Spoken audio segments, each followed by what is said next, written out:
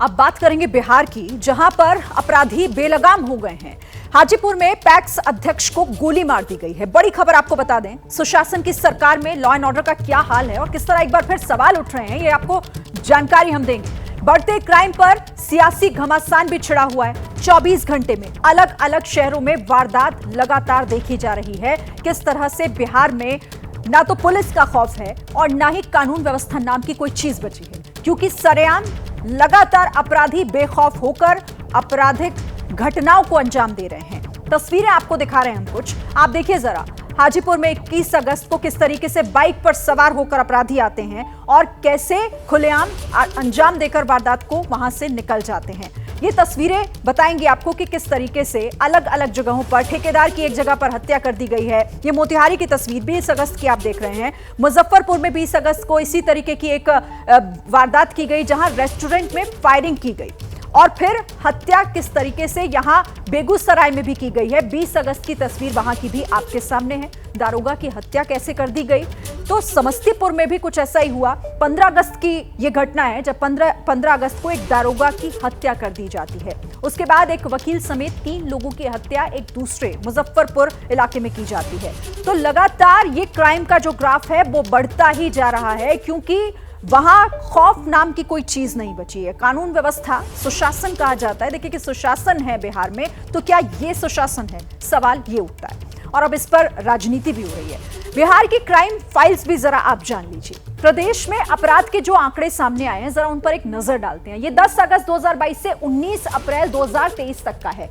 2070 हत्याएं हो चुकी हैं इस दौरान। 700 हत्या का प्रयास किया जा चुका है। इसके अलावा 345 रेप की घटनाएं हो चुकी हैं और 144 अपहरण के मामले सामने आए हैं। 541 लूटपाट की वारदातें हो चुकी हैं।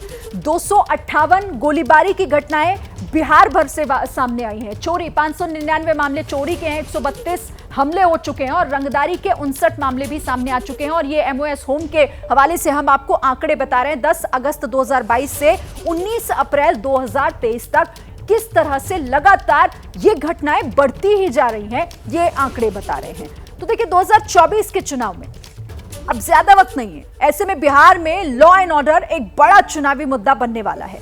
सुशासन में क्यों अपराध को लेकर सियासी बयानबाजी जारी है, आपको सुनवाते हैं। जेडीयू के लोगों का दिमाग खोखला हो गया है। कानून व्यवस्था तो बहुत अच्छा है मणिपुर में, आप भी उनके प्रशंसक हैं। इसलिए कानून व्यवस्था तो मणिपुर में बहुत अच्छा है।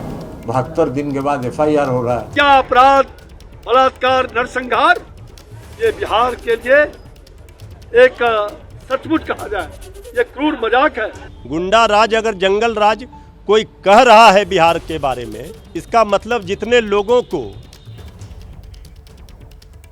तो अब इसको लेकर सियासी बयानबाजी भी तेज हो गई है और लग रहा है कि बिहार में जिस तरीके से अभी एक बड़ा मुद्दा जो है वो सुशासन सामने आने वाला है, क्योंकि सुशासन को लेकर सवाल उठ रहे हैं कि आखिर क्या यही सुशासन है बिहार में। कानून व्यवस्था जो है वो डर्रे पर दिखाई दे रही सीधे तौर पर। सीधे रुख कर लेते हैं, हमारे साथ इस पर बात करने के लिए शशांक जुड़ गए हैं। शशांक, हर एक दिन ऐसा लग रहा है कि बिहार में कोई ना कोई ऐसी घटना जो सीधे सीधे आपराधिक घटना हो जाती है, ये सामने आ रही है। और ना तो कानून का खौफ है, वर्दी का खौफ बचा ही नहीं बिहार के अंदर। जी बिल्कुल, लगातार आपराधिक घटनाएं हो रही हैं, हत्याओं का दौर जारी है। पुलिस, पत्रकार, गवाह, रिटायर्ड सरकारी अधिकारी, ठेकेदार, कोई सुरक्षित नहीं है। घर में घुसकर गोली मार दी जा रही है।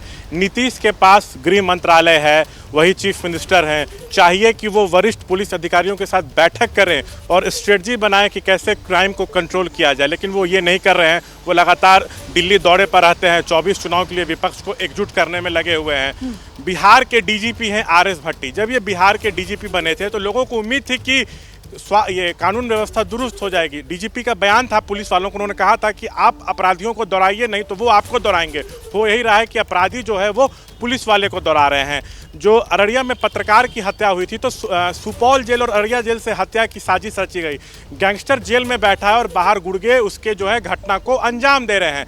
आम लोग घर के अंदर भी सुरक्षित नहीं है, बाहर भी सुरक्षित नहीं है। बिहार में कानून व्यवस्था पूरी तरह जो है वो चरमरा चुकी है। जरूरी यही है कि क्राइम को किसी भी तरह कंट्रोल किया जाए, एक ठोस स्ट्रेटजी बने, लेकिन इस पर ध्यान न सरकार दे रही है न पुलिस दे रही है। जी और शशांक, ऐसा लग रहा है कि सबसे बड़ा मुद्दा बिहार में इस वक्त यही है कि कैसे अपराध को कंट्रोल किया जाए, क्योंकि सरकार के बस की बात तो नजर नहीं आ रही। नीतीश घूम घूम कर अपने कुनबे को यानी विपक्ष के मोर्चे को मजबूत करने की कोशिश कर रहे हैं, लेकिन बिहार की तरफ क्या उनका ध्यान नहीं जा रहा कि वहां क्या हो रहा है? जी बिल्कुल, बिहार पर जिस तरह से उनको ध्यान देना चाहिए फिलहाल शायद वो नहीं दे रहे हैं।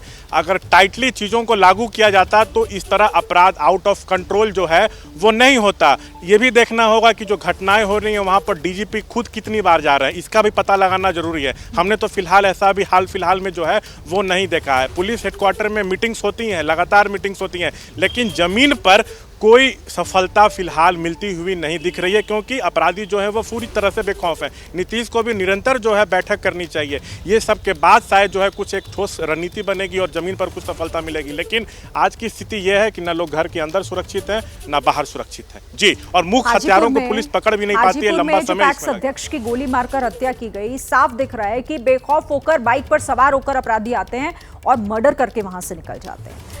पुलिस तब पहुंचती है जब सब कुछ हो चुका होता है। क्या कार्रवाई हुई है, कहां तक पहुंची पुलिस? देखिए, सुबह में वो मॉर्निंग वॉक के लिए निकले थे पैक्स अध्यक्ष, बाइक पे सवार होकर अपराधी आए थे और गोली मारकर वो फरार हो गए। पुलिस जो है बहुत देरी से वहां पे पहुंची है। गंभीर हालत में पैक्स अध्यक्ष को जो है वहां पे अस्पताल में भर्ती कराया गया है। पुलिस लगातार जो है गिरफ्तारी के लिए छापेमारी कर रही है, लेकिन कोई बड़ी सफलता अब तक नहीं मिली है हाजीपुर मामले पे। और इसको लेकर सियासत भी काफी चरम पर है इस वक्त। साफ देखा जा रहा है कि इस मुद्दे को लेकर कैसे नीतीश कुमार को, वहां की सरकार को घेरने की पूरी कोशिश बीजेपी की तरफ से की जा रही है। शशांक, बिल्कुल बिल्कुल, बीजेपी कह रही है कि क्या ये जिस तरह से अपराध आउट ऑफ कंट्रोल है, क्या यही मॉडल है कि क्या आप 24 चुनाव में जाएंगे जनता के पास कि मेरे राज्य में मेरे गवर्नेंस के दौरान अपराध आउट ऑफ कंट्रोल था। बीजेपी तो लगातार सवाल उठा रही है कि आपको बिहार पर ध्यान देना चाहिए, बिहार नीतीश जी आपसे संभल नहीं रहा, लेकिन आप दिल्ली दौरे पर हैं, विपक्ष को एकजुट करने पर लगे हैं। और बीजेपी शुरू से ये आरोप लगाती थी कि अब आरजेडी के साथ नीतीश आप सरकार बना ली है, इसलिए बिहार में जंगल राज आ जाएगा। तो अब सवाल ये उठ रहा है कि क्या बिहार में जंगल राज आ चुका है? वैसे जब एनडीए की सरकार थी आपराधिक घटनाएं तब भी होती थी, लेकिन इधर जो है घटनाओं में वृद्धि हुई है। जी बिल्कुल। और देखिए, विपक्ष के लिए तो ये राजनीति के मुद्दे जाहिर तौर पर हैं, क्योंकि जिस तरह से ऐसी घटनाएं बढ़ रही हैं, कम नहीं हो रही हैं, क्योंकि पुलिस पर भी सवाल है और सरकार पर भी सवाल है कि आखिर बिहार संभल नहीं रहा क्या? बिहार में इस तरह की आपराधिक घटनाओं के पीछे की वजह क्या है और क्यों आखिर पुलिस कोई कंट्रोल इन अपराधियों के खिलाफ नहीं कर पा रही है? ये एक बड़ा सवाल है। जैसे ही घड़ी का काटा दोपहर 2:30 पे आए, बबीता जी का दिल सास बहू साजिश के लिए मचल जाए। और ये है इनकी बहू, पूरे दिन ऑफिस की टेंशन हो जाए गॉन जब ये करें अपना फेवरेट शो फ्री टाइम पे ऑन। इनकी तरह आप भी देखिए अपना फेवरेट शो अपने टाइम पर और डाउनलोड कीजिए एबीपी लाइव ऐप अपने स्मार्ट टीवी पर।